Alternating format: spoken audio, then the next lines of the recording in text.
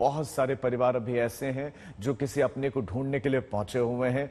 शव इतनी बुरी अवस्था में है कि पहचान कर पाना मुश्किल है। उन्हीं में से कुछ लोगों से बात की है आज तक ने, आपको सुनाते हैं।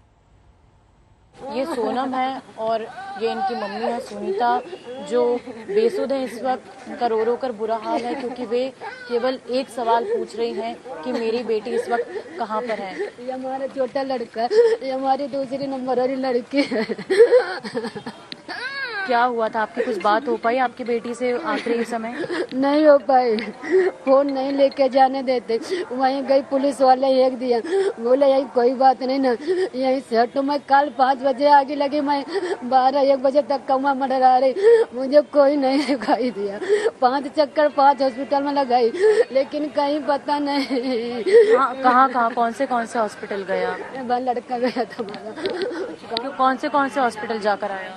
महावीर, सफदरजंग, अंबेडकर, संजय गांधी और सोनिया। क्या था वहाँ पे? हर जगह गए, किसी ने कुछ नहीं बताया।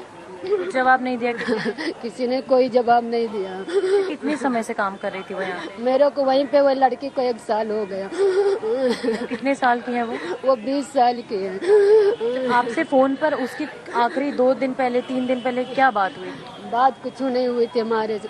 रोज खा पी के जाती थी, खाना लेके जाती थी। शाम को 6 बजे छुट्टी होती थी, 7 बजे घर आती थी। कहाँ से कोई दिखा नहीं रहे। अभी कुछ आपकी पुलिस से या फिर अस्पताल की तरफ से कुछ आपको मदद मिली है? बात अभी कुछ नहीं मिला होगा। मुंडका हादसे में जितने भी परिवार वाले हैं जो लापता हैं, उनके परिजन लगातार एकाएक उनको ढूंढने के लिए उसी स्पॉट पर पहुंच रहे हैं ताकि उनके परिजन जो है वो मिल सके। एक परिवार है, उनके कई सारे लोग हैं। आप देख सकते हैं कि आंखें पूरी तरीके से नम है अपने परिवार वालों को ढूंढने के लिए। कौन काम करता था आपका यहाँ पे? मेरे भांजी हैं। कब से काम कर? 3 साल से कर रहे हैं इसमें, पेंटिंग करते। 4 साल हो गए। सारे हॉस्पिटल में देख लिया, कहीं नहीं पता लगे हॉस्पिटल।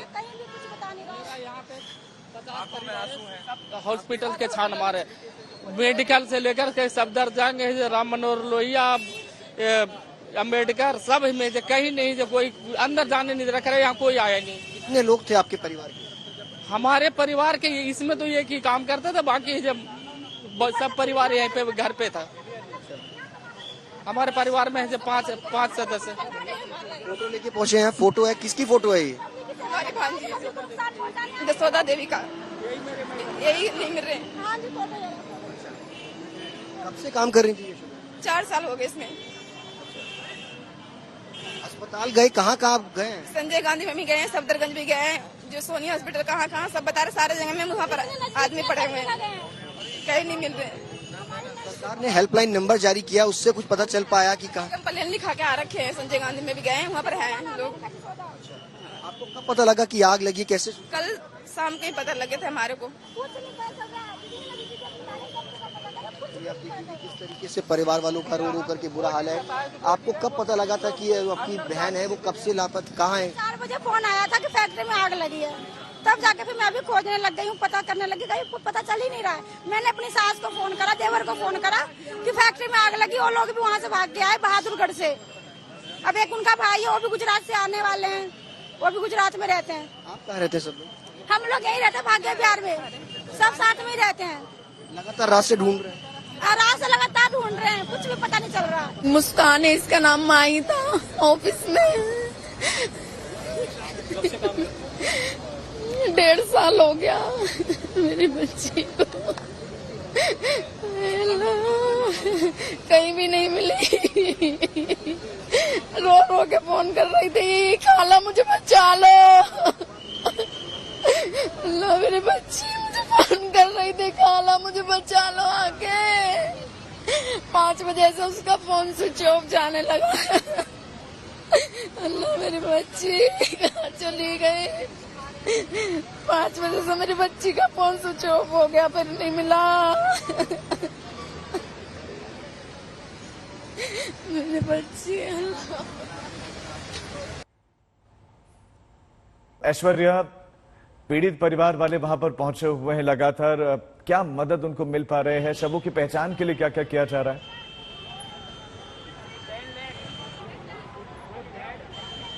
देखिए, एक बात मैं आपको बता दूं जो बहुत ऑब्वियस सी बात है, वो ये है कि जिस तरीके से रेस्क्यू ऑपरेशन ऊपर चल रहा है, वहाँ पर फर्स्ट सेकंड फ्लोर पर अभी भी ऑपरेशन चल रहा है और जिस तरीके से पुलिस यहाँ पे तैनात है, जो हमें सूत्रों के हवाले से खबर मिली है वो ये है कि कुछ शव अंदर हैं, कुछ शव अंदर मिले हैं, लेकिन उनकी पहचान नहीं हो पा रही है। धीरे धीरे करके कुछ ही घंटों के अंदर प्रक्रिया चालू की जाएगी कि उनको नीचे लेके आया जा सके। आपको जो यहाँ पे हम विजुअल्स दिखा रहे हैं, देखिए जिस तरीके से पुलिस यहाँ पे तैनात है, भारी तादाद में यहाँ पुलिस तैनात है। उसका कारण यही है कि धीरे धीरे करके जो परिजन है वो धीरे धीरे यहाँ आने लग गए हैं।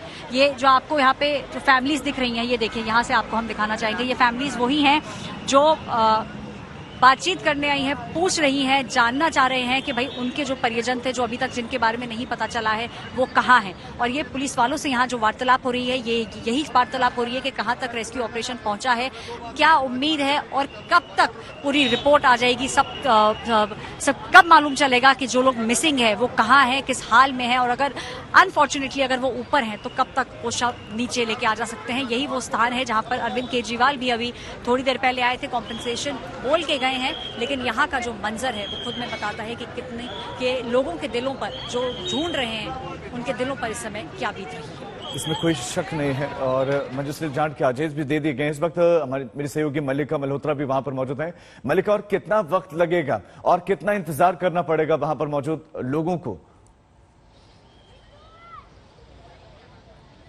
राजीव, कुछ कहा नहीं जा सकता। लगातार हम सुबह से यहाँ पर रिपोर्टिंग कर रहे हैं और अधिकारियों से बात कर रहे हैं और अधिकारियों का ये कहना है कि वक्त लग रहा है। आपको मैं बता दूं कि सर्च ऑपरेशन अभी भी चल रहा है राजीव, और यहाँ पर इतने व्यापक स्तर पर ये ऑपरेशन चल रहा है क्योंकि आप सोचिए जो अंदर शव है वो इतनी बुरी अवस्था में शत विशत हो चुके हैं कि बॉडी पार्ट्स मिल रहे हैं। एफएसएल के माध्यम से ही जांच उनकी की जा सकेगी, पहचान की जा सकेगी शवों की। उसके अलावा जब आज जो शव बरामद हुए सुबह, वो बहुत बुरी अवस्था में जले हुए मिले। 2 शवों की पहचान हो पाई, बाकी 25 लोगों की पहचान अभी तक नहीं हो पाई है। और इसके साथ ही कार्रवाई इस पूरे मामले में हो रही है, सर्च ऑपरेशन चल रहा है, एफएसएल की टीम भी जांच करेगी। लेकिन लगातार सबसे बड़ा सवाल राजीव यही बना हुआ है कि सुरक्षा के साथ, फायर सेफ्टी के साथ बहुत बड़ी लापरवाही हुई है। यहाँ पर जो लोग हैं वो ये कहना गलत होगा कि केवल एक हादसे के शिकार हुए हैं, वो घोर लापरवाही, गैर जिम्मेदाराना रवैये के शिकार हुए हैं। और यहाँ पर एक एक कर हम देख रहे हैं कि कैसे परिजन आ रहे हैं हाथों में अपनों की तस्वीर लिए, क्योंकि कोई अभी तक सुराग नहीं लग पाया है। जिन लोगों के शव निकाले जा चुके हैं उनकी तक पहचान नहीं हो पा रही है और इस बारे में भी पुख्ता जानकारी नहीं है कि अंदर अभी और कितने शव हो सकते हैं, क्योंकि जब सुबह से जांच चल रही है तो बॉडी पार्ट्स मिल रहे हैं और बॉडी पार्ट्स के आधार पर ही डीएनए टेस्ट और एफएसएल की टीम ही उनकी पहचान कर पाएगी। तब तक सिर्फ और सिर्फ इंतजार और कुछ नहीं यहाँ पर किया जा सकता। लोग बेबस है, लोग डरे हुए हैं। यहाँ जो स्थानीय लोग हैं, क्योंकि इस इमारत के जो ये इमारत जली है राजीव, आप दर्शकों को भी हम तस्वीरों के जरिए दिखा रहे हैं, इस बिल्कुल इमारत के पीछे रेजिडेंशियल एरिया है, रिहायशी इलाका है। कई परिवार वहां रहते हैं जिन्होंने इस आग के भयावह मंजर को अपनी आंखों से देखा है। वो शब्दों में बयान नहीं कर पा रहे थे। जब हमने उनसे बात की वो डरे हुए थे और वो यही कह रहे थे कि जब तक ये अग्निकांड इस तरह से चल रहा था, क्योंकि कड़ी मशक्कत के बाद कई घंटों के बाद इस आग पर काबू पाया गया। ठीक है मल्लिका, मैं आपके पास लौट रहा हूं। सुशांत, जब आग पर काबू पा लिया गया है तो जो टीम वहां पर सर्वे कर रहे हैं, क्या चुनौतियां उनके सामने हैं कि अभी तक जो मिसिंग है उनको ढूंढा नहीं जा सका है? देखिए, मैं आपको बता दूं कि कई सारे शहीद इसके अंदर मामले पेच चटक रहे हैं, क्योंकि यहाँ पर जो एनडीआरएफ की टीम यहाँ पर पहुंची थी, जो अभी तक यहाँ पर सर्च ऑपरेशन कर रही है, उनके मुताबिक कई सारे बॉडी पार्ट्स जो हैं वो मिले हैं। यानी जो मिसिंग लोग हैं, जिनमें बताया जा रहा है कि कई सारे लोग मिसिंग है, हो सकता है वो लोग यहाँ पर मौजूद हैं, उनकी जो शव हैं, उनके जो बॉडी पार्ट्स हैं वो यहाँ पर है। उनको यहाँ पर जो एनडीआरएफ की टीम है उनको इकट्ठा करेगी। उसके बाद एफएसएल को जो है वो भेजा जाएगा ताकि उनके डीएनए की जांच जो है वो की जा सके कि आखिर ये लोग कौन थे। लगातार जो यहाँ पर लोग हैं, जो काम करते थे, उनके परिजन हताश हैं, परेशान हैं कि आखिरकार उनके परिवार के जो सदस्य हैं वो आखिर मिल क्यों नहीं रहे। जहाँ भी जाते हैं, चाहे वो अस्पताल जाएं, चाहे वो पुलिस के पास जाएं, उनको पास किसी प्रकार की वो इन्फॉर्मेशन जो है वो नहीं है। थक हार करके मीडिया के पास वो अपनी आंखें नम कर करके पहुंच रहे हैं कि किसी उम्मीद के साथ उनके परिवार वाले जो है मिल जाए। लेकिन इस पूरे मामले पर मैं आपको बता दूं कि एक बार फिर से जांच के आदेश दिल्ली सरकार की तरफ से दिए गए हैं। जांच की रिपोर्ट आएगी और उन जो दोषी हैं उन पर कार्रवाई की बात भी जो है वो सरकार कर रही है। लेकिन मैं आपको बता दूं कि एक बड़ी जानकारी, महत्वपूर्ण जानकारी, ये जो बिल्डिंग आप देख रहे हैं जहां पर ये हादसा पूरा हुआ है, दरअसल एमसीडी के जो हमारे सोर्सेज हैं उनके मुताबिक ये पूरी जमीन लाल डोरा की है। यहाँ पर रेजिडेंशियल कार्रवाई जो है वो हो सकती थी, लेकिन यहाँ पर कमर्शियल कार्रवाई जो है वो हो रहा था, कमर्शियल काम हो रहा था। तकरीबन 15 साल पुरानी ये बिल्डिंग है। एमसीडी के अधिकारी लगातार इस पूरे मामले की जांच कर रहे हैं कि आखिर ये बिल्डिंग में कमर्शियल का जो काम है वो कैसे हो रहा था, इसके अलावा क्या उनके पास लाइसेंस था इस काम को करने के लिए। बहुत सारे सवाल हैं, इसमें कोई शक नहीं है, बहुत सारे सवाल। ना परमिशन ली गई, ना एनओसी ली गई, और न जाने दिल्ली में ऐसी कितनी कंपनियां ऐसी जानलेवा इमारतों में चल रही